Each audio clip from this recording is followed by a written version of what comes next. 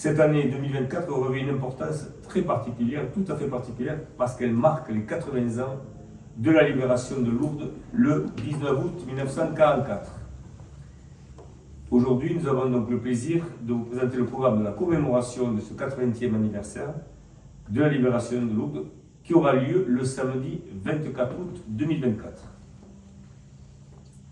Je rappelle donc que la date de la libération de la ville est le 19 août 1944 et nous aurons le plaisir de vous retrouver ce jour-là pour le premier temps fort de notre programme à la médiathèque de Lourdes pour l'inauguration de l'exposition La libération de Lourdes, qui sera composée de photographies collectées auprès des Lourdais.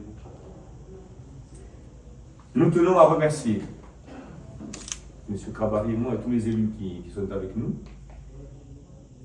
tous les habitants qui ont répondu à notre sollicitation et qui ont envoyé des photographies pour montrer cette exposition inédite créée par le service culture événementiel et notamment Madame Nathalie Terrasse à ma gauche, que je tiens vraiment à remercier chaleureusement pour le boulot énorme qu'elle a accompli, le travail de recherche et d'organisation. Merci Madame Nathalie Terrasse pour ce que vous avez fait pour la vidéo de ces 80 ans, je vous le dis très sincèrement.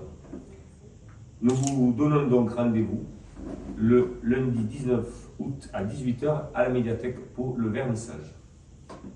Ça, c'était le premier temps fort. Deuxième temps fort, le samedi 24 août, donc, où nous mettrons à l'honneur 2 femmes résistantes de Lourdes, reconnaissant leur rôle crucial, souvent méconnu dans la lutte pour la liberté de notre pays. N'oublions pas que nos aïeux ont combattu pour repousser l'occupant, résister, puis vaincre. Ils étaient 30 000 en 1944, ils furent 250 000 résistants en 1945. Il est donc essentiel de se souvenir de leur bravoure, de leur détermination et de leur sacrifice. Leur immense courage et leur engagement total doivent être célébrés et transmis aux générations futures, il nous semble. Nous devons aussi rappeler le rôle de toutes ces femmes qui ont œuvré et pris les mêmes risques que leurs homologues masculins. C'est pourquoi nous commencerons cette journée en faisant entrer dans la salle du conseil municipal sur ce mur, en face, Madame Radegonde de Calais et Madame Alice Carazé. Leurs portraits seront accrochés sur ce mur. Puis, nous nous rendrons au cimetière de l'Égalité pour déposer une gerbe sur la sépulture avant de nous diriger de nouveau vers le cimetière de l'Angèle pour honorer, comme à l'accoutumée, Monsieur Honoré Ozon, dit capitaine Léon. Et nous terminerons cette matinée en déposant une couronne avenue des martyrs de la déportation. Tu parlais tout à l'heure de l'intégration, par exemple, des communautés espagnoles. Là.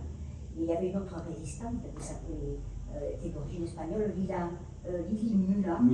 Mula. Alors, elle a été agent de liaison de la résistance. Mais nous commençons donc par ces 2 personnes, mais il y aura d'autres femmes petit à petit qui intégreront ce mur derrière vous là. Ce grand mur sera consacré aux femmes.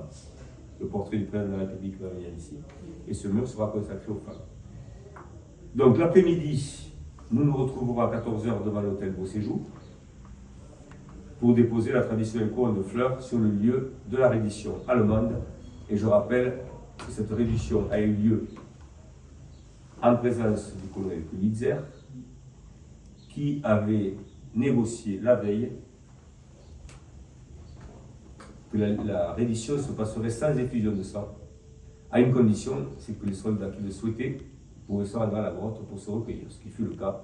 À peu près 200 soldats sont descendus à la grotte et sont remontés, encadrés par les résistants, et sont remontés. Et la reddition s'est passée donc sans effusion de sang, alors qu'à quelques kilomètres de chez nous, la division d'Asreich remontait. Je vous signale que hier ont eu les 80 ans de la commémoration du 10 juin 1944, qui est le massacre d'Oradour-sur-Glane, avec 643 personnes brûlées dans l'église, dont 207 enfants. Tous les hommes avaient été séparés avant, exécutés, et les vieillards, les handicapés, les femmes et les enfants ont été mis dans l'église, mitraillés et tout a brûlé. C'était la commémoration hier en présence du président allemand Steinmeier.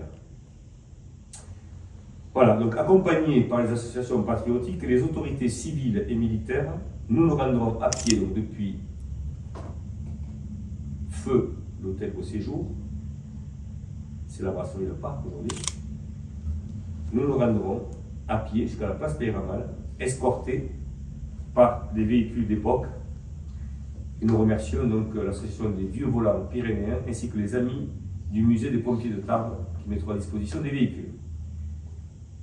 Je fais un appel aux Lourdais, Lourdaises et Lourdais, pour qu'ils viennent en grand nombre lors de ce beau défilé jusqu'au monument aux morts, où aura lieu la cérémonie commémorative avec la participation des chanteurs montagnards de Lourdes et de l'entente colombophile. Enfin, un bain d'honneur sera offert à toutes les citoyennes et citoyens présents au Jardin des Tilleuls, ainsi qu'un thé dansant animé par l'orchestre de Michel Lagalaille. Sur le thème du Balguinguette d'après-guerre, avec un dress code, nous espérons que ce programme plaira au plus grand nombre. Et je vais donc céder la parole à M. Jean-Jacques Cravary, qui est le conseiller délégué à la sécurité et aux anciens combattants, pour la deuxième partie de ce point de presse. Je vous remercie. Merci Monsieur le maire, merci à vous tous d'avoir répondu présent pour cette conférence de presse donc, qui a trait au 80e anniversaire de la libération de notre ville. Je souhaiterais d'abord rappeler, messieurs, dames, que ce programme riche a été travaillé conjointement avec les associations patriotiques de notre ville, les chanteurs montagnards et l'entente colombophile. En bref, les acteurs incontournables d'une bonne réussite de nos cérémonies à Lourdes. Nous avons eu également la chance et le plaisir de nouer un partenariat de travail et de confiance avec les archives départementales, l'Office national des anciens combattants victimes de guerre à Tarbes, la médiathèque Tarbes-Lourdes de la CATLP, pour réussir à monter cette exposition, la libération de Lourdes, mais aussi accueillir les deux autres expositions qui nous sont prêtées, la libération des Hautes-Pyrénées et la résistance et le maquis à Bigorre.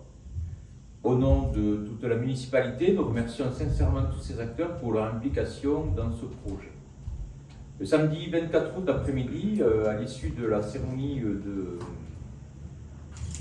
au monument aux morts, nous aurons également le plaisir d'accueillir au Jardin des Tilleuls l'association Véritable Musée Historique Tarbais, qui présentera un camp de maquisards, mais également des armes, des uniformes et du matériel de sabotage d'époque. Le public pourra ainsi bénéficier d'ateliers et de conférences sur la mode des années 1940, les coiffures et tenues pendant l'occupation par l'association Lily Retro Treasures. Je vous rappelle que ces festivités ont été labellisées par la mission départementale du 80e anniversaire de la libération par la préfecture des Hautes-Pyrénées. Nous espérons que les habitants du territoire viendront nombreux à Lourdes ce 24 août pour célébrer cet anniversaire. Et évidemment, vous retrouverez le programme complet de cette journée sur notre site internet de la ville de Lourdes. Voilà, mesdames, messieurs, je vous remercie pour votre écoute.